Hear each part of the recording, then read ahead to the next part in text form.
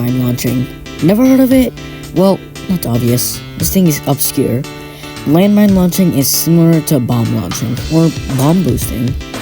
It's where you get another player to explode themselves to boost you further into the battlefield, effectively reducing your time wasted walking there.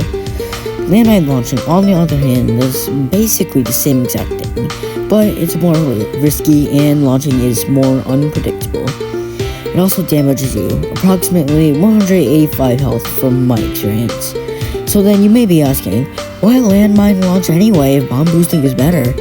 Well, the thing is, bomb boosting needs two people to work. A lot of people are going to waste their time, which could be used as throwing block to killing players, instead of boosting a random guy who could possibly die once they land, blow up nothing useful, or just fly into the water. Along with that, you have about 3 to 4 seconds to position yourself correctly. With landmine launching, however, you only need a landmine. You are on a 4-second timer, and you can angle yourself however you want with only a few troubles.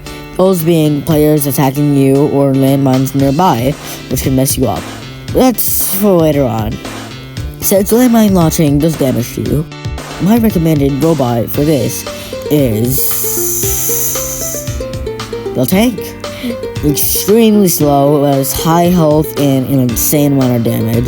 3-shotting boost deal at max damage.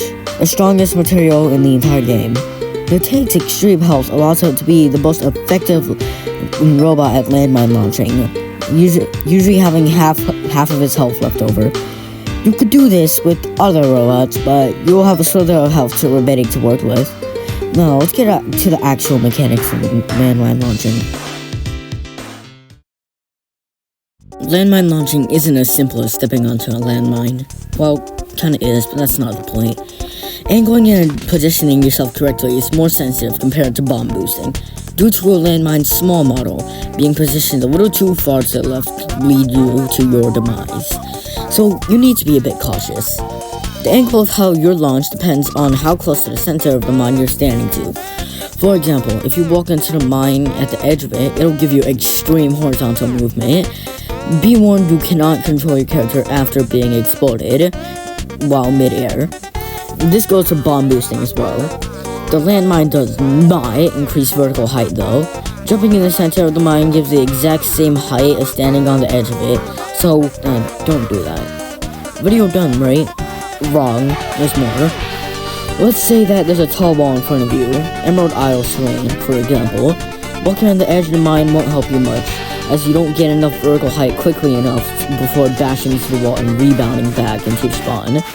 You're gonna want to actually jump instead of walking onto the mine now, though this is where things get precise, so it won't be too easy. You have to jump about a third of a start closest to the center of the landmine.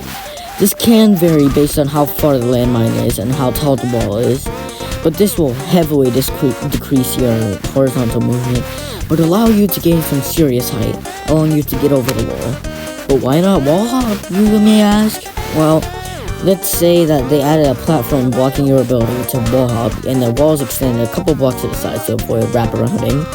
Then you have to landmine launch, bomb boost, or just break down the wall. And that's about it for the mechanics as far as I know. Let's do some comparing and contrasting.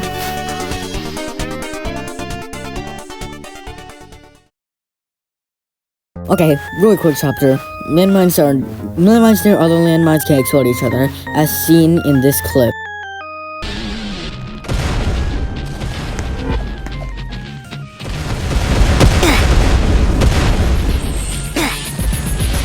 And when that happens, they can both overlap, either canceling a knockback boost on the landmine you purposefully exploded, or just making you take like 3 times more damage. Okay, that's it. Time to actually compare and contrast now. Bomb boosting and landmine launching are extremely similar, so I'll tell you which one is quote-unquote better. Bomb boosting is a basic strategy that most built-to-survive robots players know. We've talked a bit about it previously in this video, standing on top of another robot and explode to boost you. Simple as that. It also has a lot of pros and minimal amount of downsides compared to landmine launching. It can overall boost you further than landmine launching and has great vertical height. And its vertical/horizontal movement can be adjusted based on your position. The vertical movement, unlike landmine launching, actually increases, so it's very good for getting on top of those sky bases. The cons aren't too bad either. Bomb boosting is extremely strong, making small or medium boosts basically impossible, flinging you off the map. But it does also require 2 people, and most people aren't usually willing to sacrifice themselves to boost you. And that's all the pros and cons for bomb boosting. It's time to talk about landmine launching again. Let's start with the pros. Landmine launching only needs 1 person. It has almost the same exact horizontal movement and is good for doing small or medium boosts that don't go too far. The cons? Vertical height isn't great, but it's higher than the max level jumper. It deals a hefty amount of damage to you, so you can only use a specific amount of robots. Having multiple landmines too close messes up the launch, and other robots can use the landmines or destroy them.